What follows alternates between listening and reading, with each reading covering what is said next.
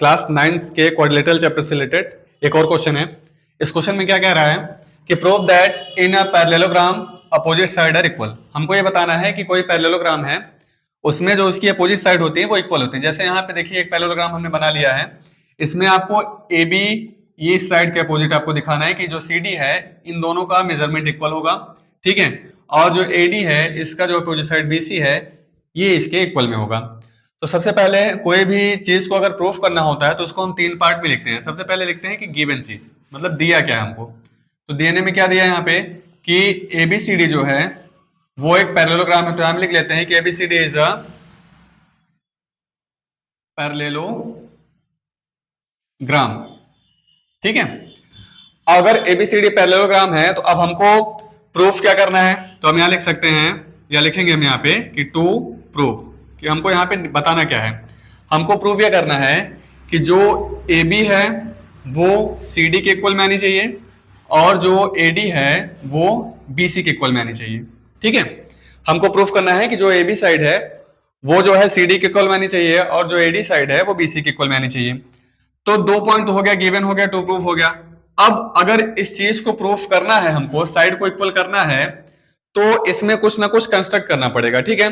तो हमारा तीसरा पॉइंट जो रहेगा वो रहेगा कंस्ट्रक्शन का। अब कंस्ट्रक्शन में हम क्या करेंगे, देखिए जो पैरेललोग्राम होता है उसके जो डायगोनल होते हैं, जैसे यहाँ पे डायगोनल अगर देखें तो ए से लेके सी तक पहला डायगोनल हो जाएगा और डी से लेके बी तक दूसरा हो जाएगा। तो हम ये कह सकते हैं यहाँ पे कि जो डायगोनल है इनको मिला दीजिए आप। जैसे मान लीजिए यहाँ पे डायगोनल हम डी और बी है तो इसको मिला देते हैं कि ज्वाइन डी बी, मतलब यहां से जो डायगोनल डी है इसको आपको मिलाना है इससे बी से। डायगोनल को आपस में मिला देते हैं, जैसे यहां से डी को हमने बी से मिला दिया।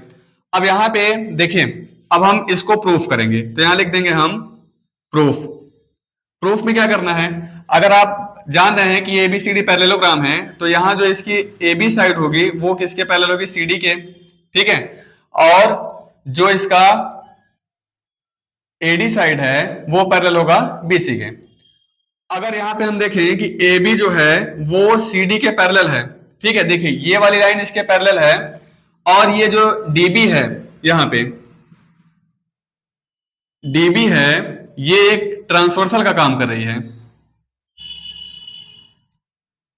ए बी जो है वो सी डी के पैरेलल है और साथ ही साथ ये जो डीबी है इन दोनों लाइन के लिए ट्रांसवर्सल का काम कर रही है।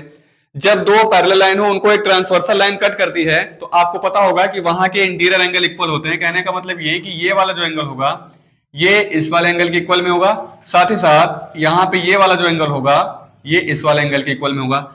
एंगल को नाम दे दीजिए आप, मान लीजिए ये फर्स्ट हो गया, ये सेकंड हो गया, ये थर्ड हो गया, ये फोर्थ हो गया, ठीक है। तो यहां हम लिख सकते हैं कि angle 1 is equal to angle 2, आप लिख दीजिएगा अल्टरनेट एंगल, और यहां पे हम लिख सकते हैं कि angle 3 is equal to angle 4, यह भी क्या हो जाएगा आपका, ये भी हो जाएगा अल्टरनेट एंगल, ठीक है।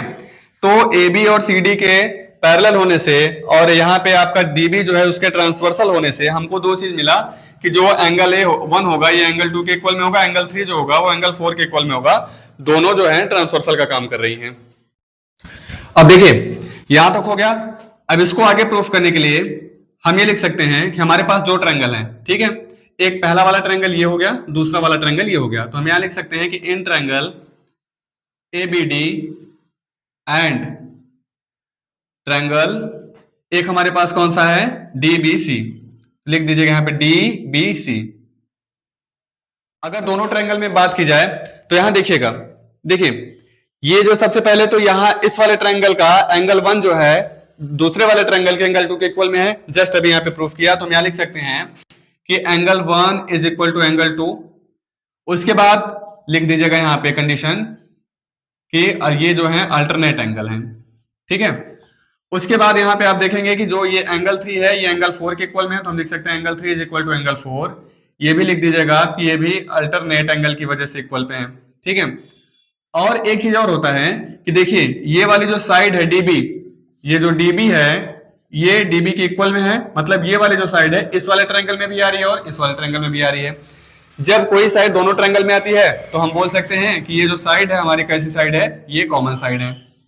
ठीक, जब कॉमन साइड हो गए, देखिए दो एंगल इक्वल हुए और एक साइड इक्वल हुई, तो हम यहां लिख सकते हैं कि बाई, आपने कॉन्ग्रुएंसी का रूल पढ़ा होगा तो वहां पे साइड एंगल साइड भी पढ़ा होगा, और वहां पे आपने आपने कॉन्ग्रुएंसी का जो रूल पढ़ा होगा तो वहां पे आपने पढ़ा होगा कि एंगल साइड एंगल से कोई भी ट्रायंगल जो होते हैं दो ठो, वो कॉन्ग्रुएंट हो जाते हैं। तो हम यहां लिख सकते हैं कि बाई एंगल साइड एंगल, यहां पे जो बाई एंगल साइड एंगल जो हमारा ट्रायंगल होगा एबीडी, ये इक्वल होगा, सॉरी कॉन्ग्रुएंस होगा किसके, जो हमारा ट्रायंगल एबीडी है वो कॉन्ग्रुएंस होगा ट्रायंगल डीबीसी के।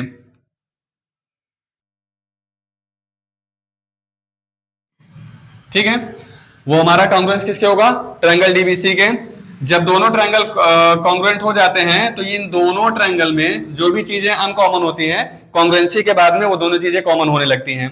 जैसे कि यहां पे हमको साइड प्रूफ करना है, देखिए यहां पे प्रूफ क्या करना था कि AB is equal to CD, तो AB जो है दूसरे पहले ट्रायंगल में पड़ रहा है और CD दूसरे ट्रायंगल में पड़ रहा है, तो हम यहां कह सकते हैं कि by CPCT AB is equal to हो जाएगा CD, एंड ये देखिए यहां पे AD जो हो जाएगा वो हो जाएगा BC के इक्वल में। ठीक है, और यही चीज हमको प्रूफ करना था, तो हम यहां लिख देंगे कि हैंस प्रूव्ड। ठीक है, thank you so much. Video को देखिएगा लास्ट तक, जहां भी समस्या आएगी कमेंट करिएगा।